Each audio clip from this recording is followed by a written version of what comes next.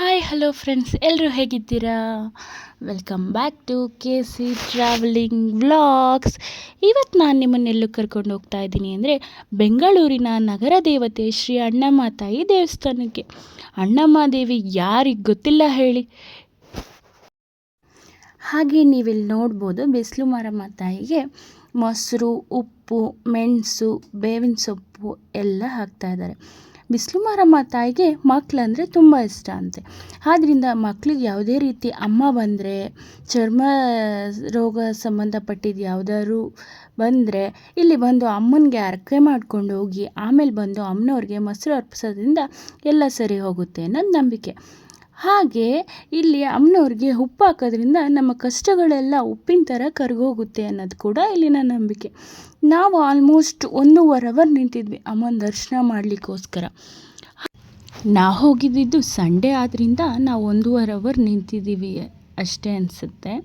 Normal days ಆದರೆ 1.5 hour wait ಮಾಡೋದೆಲ್ಲ ಏನಿರಲ್ಲ, ಆರಾಮಾಗಿ ಹೋಗಿ ಅಮ್ಮನ ದರ್ಶನ ಮಾಡ್ಕೊಂಡು ಬರ್ಬೋದು. ನಾವು 1.5 ಅವರ್ ವೆಯ್ಟ್ ಮಾಡಿದ್ರೂ ಕೂಡ ದೇವ್ರ ದರ್ಶನ ತುಂಬ ಚೆನ್ನಾಗಾಯಿತು ನಮಗೆ. ಮತ್ತು ನೀವು ಈ ದೇವಸ್ಥಾನದಲ್ಲಿ ಮತ್ತೊಂದು ವಿಶೇಷತೆ ನೋಡ್ಬೋದು. ದೇವಸ್ಥಾನದಲ್ಲಿ ಎಲ್ಲರೂ ಪುಟ್ಟ ಮಕ್ಕಳನ್ನ ತೊಗೊಂಡು ಬಂದಿರ್ತಾರೆ. ಹಾಗೆ ನಾವು ಅಮ್ಮನವ್ರ ದರ್ಶನ ಮಾಡೋಣ ಅಂತ ಹಾಗೇ ಲೈನಲ್ಲಿ ಹೋಗ್ತಾ ಇದ್ವಿ. ಲೈನಲ್ಲಿ ಹೋಗ್ಬೇಕಾದ್ರೆ ದೇವಸ್ಥಾನದ ಹಿಂದೆ ಎಲ್ಲರೂ ಈ ಥರ ಬಳೆಗಳನ್ನ ಕಟ್ಟಿದರು.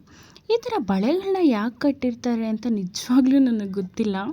ಯಾರಿಗಾದ್ರೂ ಗೊತ್ತಿದ್ರೆ ದಯವಿಟ್ಟು ಕಮೆಂಟ್ ಮಾಡಿ ಹೇಳಿ, ಏನಕ್ಕೋಸ್ಕರ ಈ ಥರ ಬಳೆಗಳನ್ನ ಕಟ್ಟಿರ್ತಾರೆ ಅಂತ.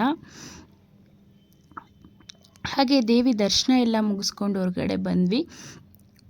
ಅಲ್ಲೇ ಅಮ್ಮನವರ ಉತ್ಸವ ಮೂರ್ತಿಗಳನ್ನ ನೀವಿಲ್ಲಿ ನೋಡ್ಬೋದು. ಅಮ್ಮನವರ ಉತ್ಸವ ಮೂರ್ತಿಗಳು 3 ಉತ್ಸವ ಮೂರ್ತಿಗಳು ಅವತ್ತಲ್ಲಿದ್ದು. ಮತ್ತು ಇಲ್ಲಿ ಚಿಕ್ಕ ಮಕ್ಕಳನ್ನ ಏನಕ್ಕೆ ಕರ್ಕೊಂಡು ಬರ್ತಾರೆ ಅಂದರೆ, ಹುಟ್ಟಿದ ಮಗನ ಫಸ್ಟು ಅಮ್ಮನವರ ದರ್ಶನಕ್ಕೆ ಕರ್ಕೊಂಬರಬೇಕು. ಫಸ್ಟು ಅಮ್ಮನವರ ದರ್ಶನ ಮಾಡಿ ಆಮೇಲೆ ಆ ಮಗುನ ಎಲ್ಲಾದರೂ ಕರ್ಕೊಂಡು ಹೋಗ್ಬೋದು ಅನ್ನೋದು ಆಲ್ಮೋಸ್ಟ್ ನಮ್ಮ ಬೆಂಗಳೂರಲ್ಲಿರೋರೆಲ್ಲ ಈ ಸಂಪ್ರದಾಯನ ರೂಢಿ ಮಾಡ್ಕೊಂಡು ಬಂದಿದ್ದಾರೆ. ಫಸ್ಟು ಅಮ್ಮನವ್ರ ದರ್ಶನ ಮಾಡಿ ಅಮ್ಮನವ್ರ ಆಶೀರ್ವಾದ ತಗೊಂಡು ಆಮೇಲೆ ಮಗುನ ಬೇರೆ ಎಲ್ಲಾದರೂ ಕರ್ಕೊಂಡು ಹೋಗ್ಬೋದು ಅನ್ನೋದು ನಂಬಿಕೆ. ನಮ್ಮ ಮನೆಯಲ್ಲೂ ಕೂಡ ನಮ್ಮ ಅಕ್ಕನ ಮಕ್ಕಳನ್ನೆಲ್ಲ 3 ತಿಂಗಳು ತುಂಬೋದ್ರೊಳಗಡೆ ಇಲ್ಲಿ ಕರ್ಕೊಂಡು ಬಂದು ಅಮ್ಮನವರ ಆಶೀರ್ವಾದ ತಗೊಂಡು ಆಮೇಲೆ ಬೇರೆ ಕಡೆ ಹೋಗಿರೋದು. ಅಮ್ಮನವ್ರ ದರ್ಶನ ಎಲ್ಲ ಚೆನ್ನಾಗಿ ಮುಗಿಸ್ಕೊಂಡು ನಾವು ದೇವಸ್ಥಾನದಿಂದ ಹೊರಗಡೆ ಬಂದ್ವಿ. ಅಲ್ಲಿ ದೇವಸ್ಥಾನದಲ್ಲಿ ಮೊಸರನ್ನ, ರಾಗಿ ಅಂಬಲಿ ಎಲ್ಲ ಪ್ರಸಾದ ಕೊಡ್ತಿರ್ತಾರೆ.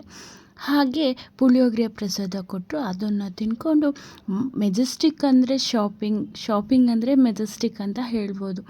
ಹಾಗೆ ಇಲ್ಲಿ ಒಂದಷ್ಟು ಶಾಪಿಂಗ್ ಮಾಡಿಕೊಂಡು ನಾವಲ್ಲಿಂದ ಹೊರಟ್ವಿ. ನಿಮ್ಗೆ ಈ ವಿಡಿಯೋ ಇಷ್ಟ ಆಗಿದ್ರೆ ನನ್ನ ಯೂಟ್ಯೂಬ್ ಚಾನಲ್ನ ಸಬ್ಸ್ಕ್ರೈಬ್ ಮಾಡಿ, ಲೈಕ್ ಮಾಡಿ, ಕಮೆಂಟ್ಸ್ ಮಾಡಿ. Thank you.